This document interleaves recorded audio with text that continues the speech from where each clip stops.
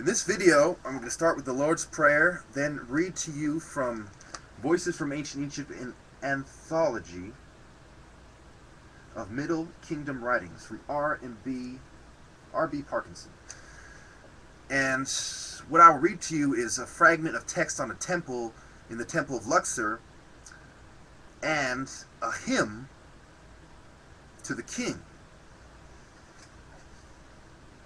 Okay, both of them address the king's role.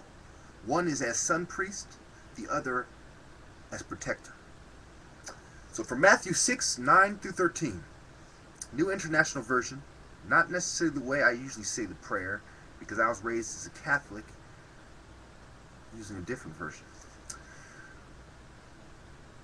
Our Father in heaven, hallowed be your name. Your kingdom come, your will be done on earth as it is in heaven. Give us today our daily bread, and forgive us our debts, as we also have forgiven our debtors. And lead us not into temptation, but deliver us from the evil one. Amen. Now I will go to page 38. First I'll read you the description, then I'll read you what the text says in the translation of it. Now, one of the 18th dynasty rooms in the temple at Luxor contains a cryptically arranged version of a text which is found in other temples and tombs of the New Kingdom and late period, having been adopted by private individuals for funerary use. In its original form, it is an unusually descriptive text about the kings worshipping the rising sun, which at Luxor forms an extended caption on a scene of King Amenhotep III before the solar bark. The language and orthography suggests a composition date before the end of the Middle Kingdom, although these features may be later archaisms. The first section comprises two stanzas which concern the sunrise, and the second presents the king as the possessor of an arcane and mystical knowledge. The resonant lines of the third form an unusually explicit analysis of the king's rule in relation to the gods, men, and the dead, acting out Re's creation of truth on earth. His role of intermediary is thematically linked to the context of the whole. For sunrise is a transition from the world of the divine to the land of the living. The expression of the communion of the two worlds reaches a climax at the conclusion, when the king is likened to the God he is worshipped,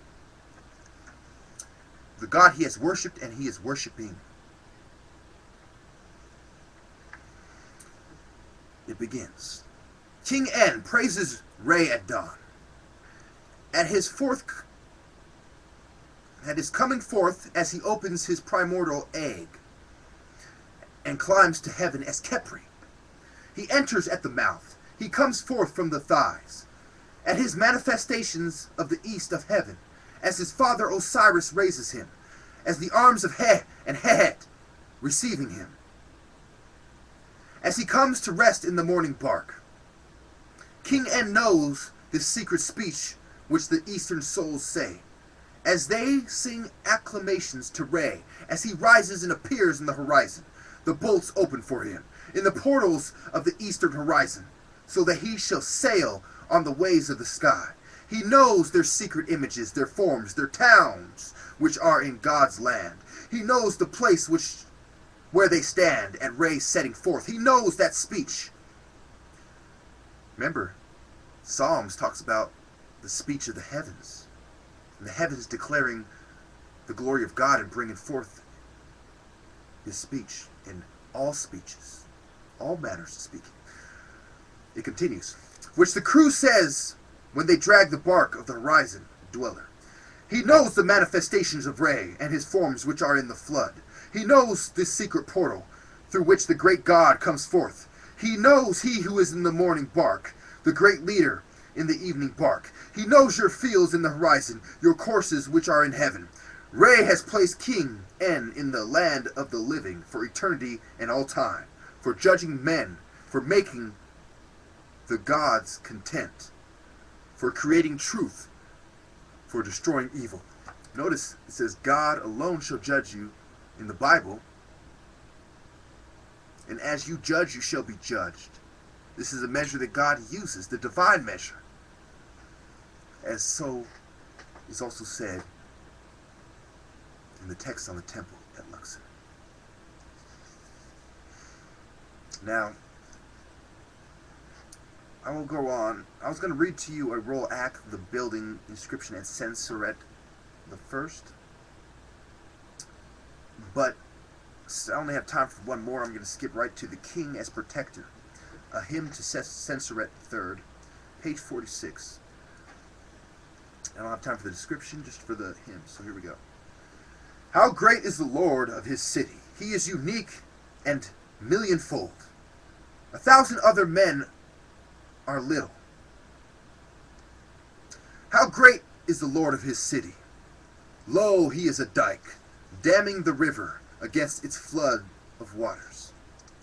How great is the Lord of his city! Lo, he is a chamber, letting a man sleep till dawn. How great is the Lord of his city! Lo, he is a rampart, walled with copper of Sinai. How great is the Lord of his city! Lo, he is refuge, whose hold does not slip. How great is the Lord of his city! Lo, he is a shelter, rescuing the fearful from his enemies. How great is the Lord of his city! Lo, he is an overflowing shade, cool in summer. How great is the Lord of his city! Lo, he is a warm corner, dry in the wintertime. How great is the Lord of his city! Lo, he is a mountain, shutting out the gale at the time of the sky's storm. How great is the Lord of his city! Lo, he is Sekhmet, against his enemies who have trodden on his boundaries.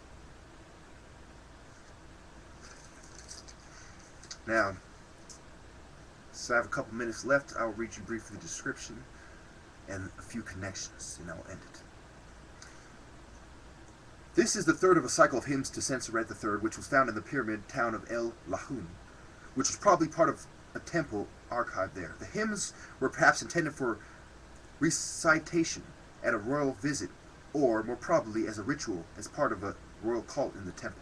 The hymn is structured by a refrain which is occupied at once, with the rest of the stanzas written as single indented lines. It extols the royal power as a personal force in it. The central authority assumes the role of a local ruler. The metaphors are frequently intimate and domestic, but they also embrace state and cosmic protections, and the last assimilates the royal guardian with the divine. So you see how Jesus compares himself to 12 things, at least. The shepherd of the sheep, the light, the vine, the Alpha and the Omega, the beginning and the end, etc., etc. And it also compares the beings, the deities, the gods, if you will, that are inspired by the Spirit of God as taking on these roles as well. So this reinforces the connection of the Illuminati to Egypt, as well as the sun connections in the Bible, and the idea that the Bible and the Jews, following Moses, who was a servant for the high priest of the Sun Temple, and of the temples, and of the royal temple of the Pharaoh, and the royal cult of the Pharaoh. Remember, there are many temples, many cults, and some cults are based around temples. Most cults are based around gods, and some around dynasties, and individual pharaohs.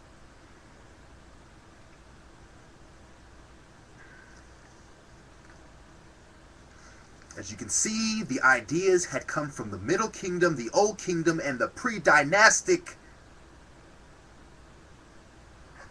period of time before they entered the New Kingdom, before they entered the foreign period.